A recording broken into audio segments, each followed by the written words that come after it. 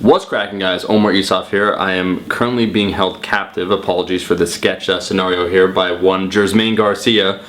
Send help! But in this video today, I've been granted about 5 to 6 minutes to talk to you about high frequency training. Essentially, you guys have been seeing some of my training recently, and you'll notice that I'm squatting and deadlifting in almost every single workout. So typically, most people that train for strength or hypertrophy, they'll train a muscle group anywhere between 1 to 3 times a week, but it looks like I'm training these movements and thus those muscles pretty much every single day. So at least 3, 4, maybe 5 times a week, and that's true.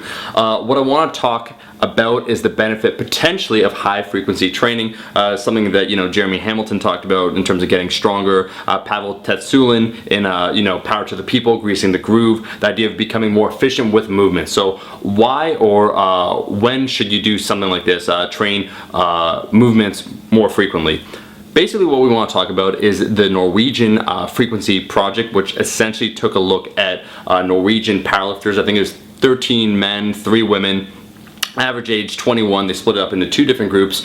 Group 1 trained the movements 3 times per week, and then the other group trained those movements 6 times per week. A volume was the same in both groups, so that just means that those that trained 6 times per week did the exact same amount of total volume as those that did 3 times per week. So those that trained only 3 times per week, those movements, they did double the amount of volume in each of those workouts. What they noticed is that those individuals that trained more frequently, so 6 times per week, they experienced better overall strength gains and better overall hypertrophy. There's a couple caveats for this, and I'm not saying in general that everyone suddenly should get the high frequency approach, because once again, some people were low responders. The average age was 21.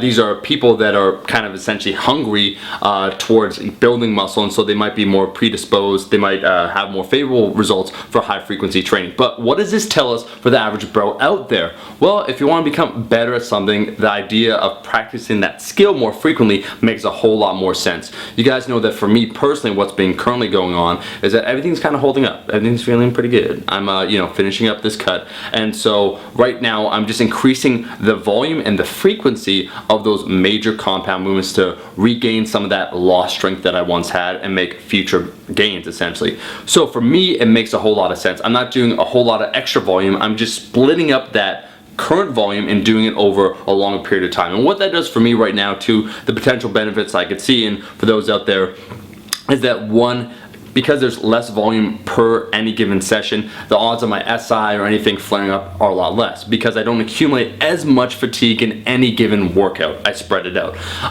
As well for me, because I do have the time, I can train 4 or 5 times per week. I do find that I'm fresher on those days when I split up that volume, where overall my performance given throughout the week is a little bit better.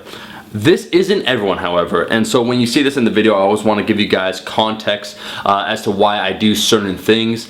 When they took a look at the study, or when they take a look at individuals that maybe benefit from this, again, it's not necessarily beginners, not even necessarily intermediate lifters, but certain types of people respond differently to different types of frequency, if that makes sense. So you have to experiment with what works for you. Me personally, I've always been a fan of kind of specializing in a particular movement, training it more frequently. If you guys remember, when I went on that tear of approaching the 500-pound squat, I trained it 4 or 5 times per week, following Jeremy Hamilton's approach. Same idea when I wanted to increase my bench press.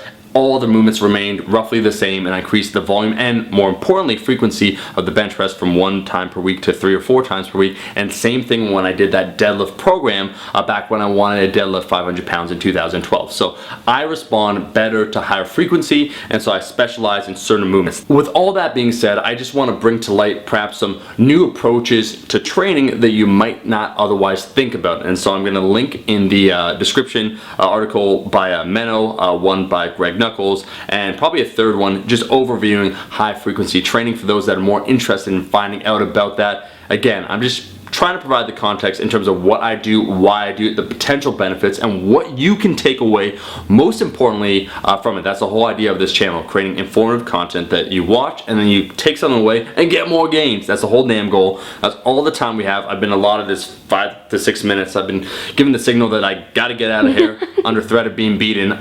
Guys, thank you so much for watching this video. If you liked the video, what are you waiting for? You watch me be held captive, talk for 5 to 6 minutes, like the damn video, hashtag below if you made it this far, free Omer surf clam, and I'll be seeing all you guys, my rascals, in that next video. Peace! Alright, back to the chain room.